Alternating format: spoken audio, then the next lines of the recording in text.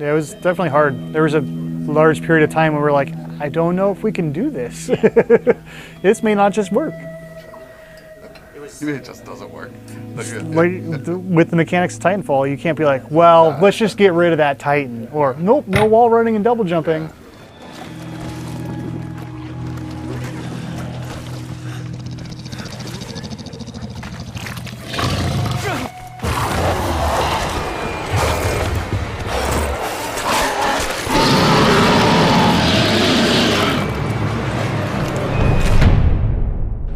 Respawn Entertainment is bringing its Kinetic franchise back this October with Titanfall 2, the successor to the game that spawned a new era of multiplayer shooters focused on fluid player movement. And while the sequel is adding the expected fare, like new Titan and pilot classes, it's also branching into a new area for Respawn entirely, a single-player campaign. Okay, so when we started Titanfall 2, it was not a foregone conclusion, like, oh, well, you just got to add single player. That checkbox has to be done. We took a long, hard look at what did we want to do as a studio. Judging by a recent single-player demo at Respawn's headquarters, the studio is embracing the challenge of adopting the Titanfall formula for a single-player experience. The parkour system remains, as does the interplay between pilot and Titan combat. In fact, Respawn is embracing its roots so much that the campaign's very level design is tailored around the franchise's signature style. Titanfall 2 director Steve Fukuda said this is intentional. The studio wants to do something new without completely shirking what made Titanfall unique to begin with. The way we worked on Titanfall 2 is very interesting because we worked on it quite bottom up, where we sort of started with what is the essence of Titanfall.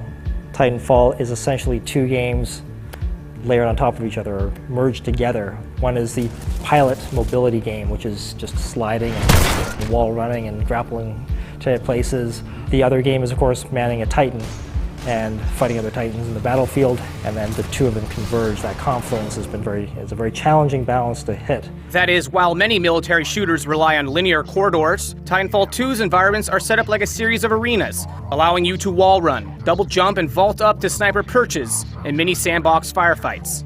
There's an arcade-like quality to the missions Respawn showed at the recent preview event, and not just in the single-player level design. We will have to improvise and adapt if we wish to survive. There's also a personal quality to the campaign's writing, as it follows Rifleman James Cooper into foreign environments, alongside his newfound Titan, BT-7274.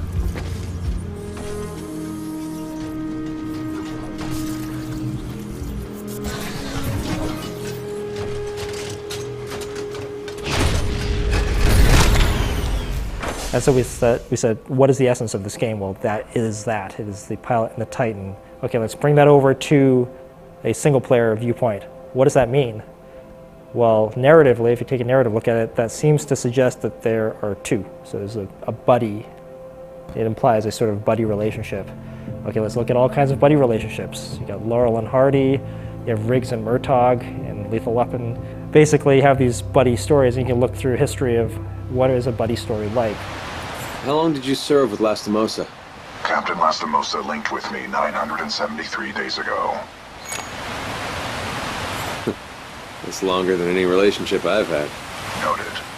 Respawn seems to be going for comedy, intimacy, and jargonistic military tropes all at once, and based on the mission we saw, it might be working.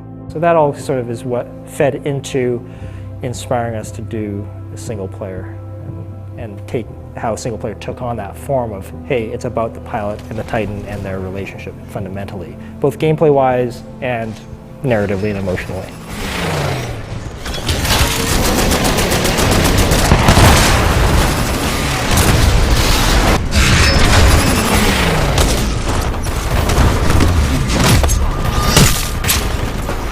The last feature shown in the demo was also one of the most notable.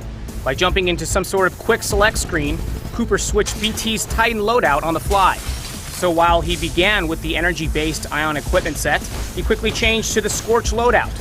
Respawn has only announced 3 Titan variants so far, but judging by the single-player demo, the campaign will grant access to the same 6 classes as multiplayer. Respawn is stressing that the single-player campaign isn't an afterthought. The studio didn't tack on this to appease fans who demand a single-player experience with their $60 price tag. As numerous members of the studio said, this is the game they always wanted to make. Multiplayer, single-player, boss fights and all. for us, single player was a chance to expand on this universe that people really did gravitate to in this first game, even though it was multiplayer only. As well as we really want to bring more people to our party, if you will. Like, hey, we're over here having fun, wall running, double jumping, getting into giant robots, blowing stuff up. And there are people who don't want to go online and deal with the stress of the competitive game. And we want to bring them in. We want them to have this kind of fun too. So it was really our goal to expand that audience of people who can enjoy Titanfall. This is just a first look at Titanfall 2's single-player campaign. Be sure to stay tuned next week for multiplayer impressions, gameplay, and not just a deep look into what Respawn has learned from its previous title, but how it plans to implement it into Titanfall 2. Thanks for watching.